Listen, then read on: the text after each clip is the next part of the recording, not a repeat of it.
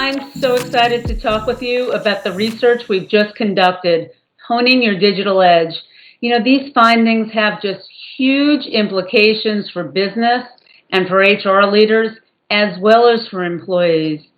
So, Eva, can you explain briefly what motivated the research and really what it's all about? Thank you, Gloria, and absolutely. Honing Your Digital Edge is research that we conducted after we saw so many companies accelerate their digital transformation as a result of the pandemic. Gloria, we stepped back and we surveyed more than 5,400 workers. We covered 12 geographies and we covered 9 industries. And we noticed that most businesses were very quick to establish their technology foundations. That was critical to their success, but not so quick to focus on the cultural, the behavioral, and the people side. So Honing Your Digital Edge was exploring and does explore how companies can maximize the value of their technology investments by helping their people and helping them become digitally fluent.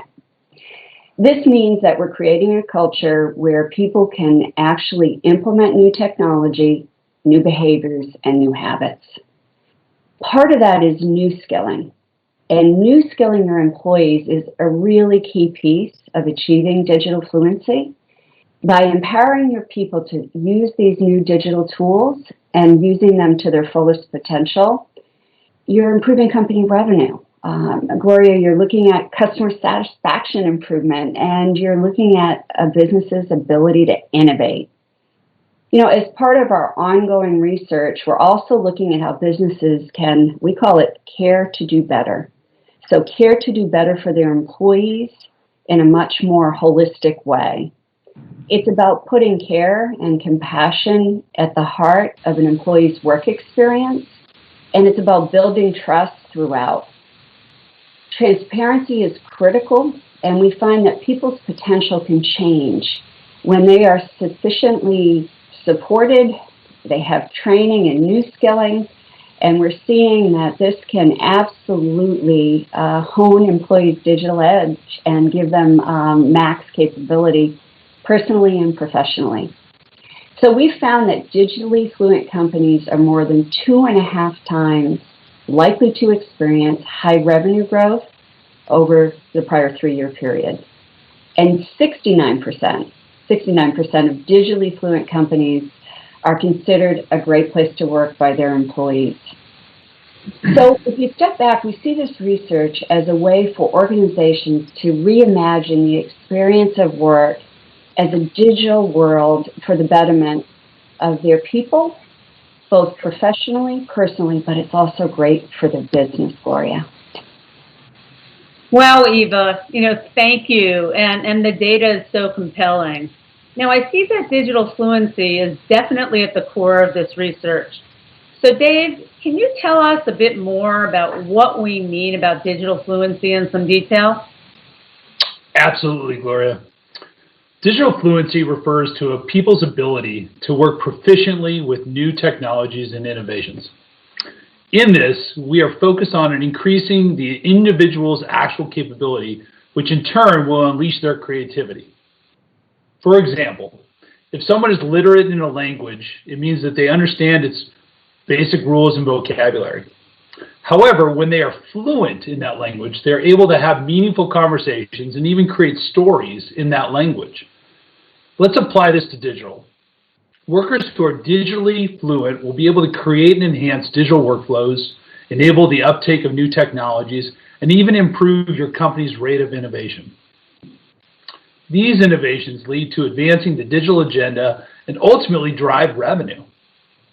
We've devised a digital framework that explains a worker's ability to be nimble in the digital space.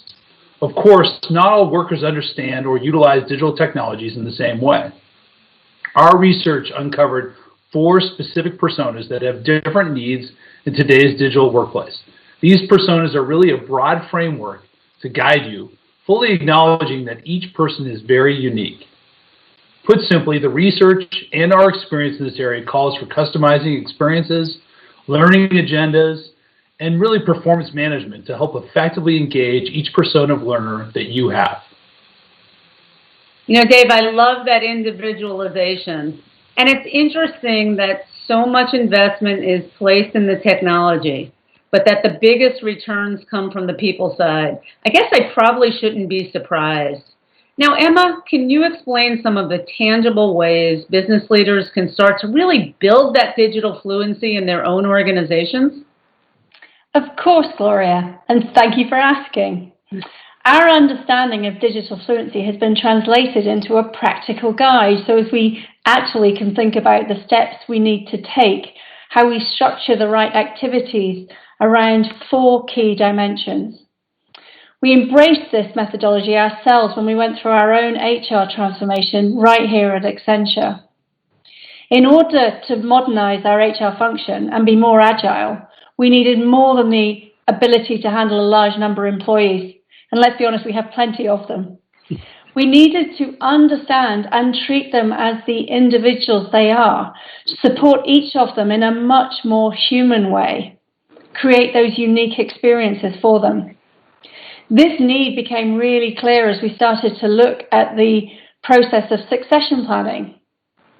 What were our leaders' skills? What were the experiences? What were the goals? What were their own ambitions? This was a great opportunity for us to utilize the Workday platform as our digital foundation. The next thing we started to look at was improving our workforce's TQ, or technology quotient, and this wouldn't be Accenture without some acronyms in there. Our TQ is a way of measuring a worker's expertise and enthusiasm for the technologies that we provided them opportunities to learn about and that we advise our clients on. We set out to create a boundaryless experience for our people, helping them to focus on the skills and not just the positions, so that people can be utilized in more meaningful ways and in ways that they are really passionate and interested in driving. We then looked at operations, and it wasn't as simple just to digitize what we had today. We really set out to think about it through development, security, and operations, DevSecOps mindset, the same mindset we have applied with many of our clients and we treat into our transformation as to how we deliver services. This means we're delivering information technology that enables agility, it enables higher quality, and it brings innovation to the fore. And finally, we set a mission to create a culture of digital leadership.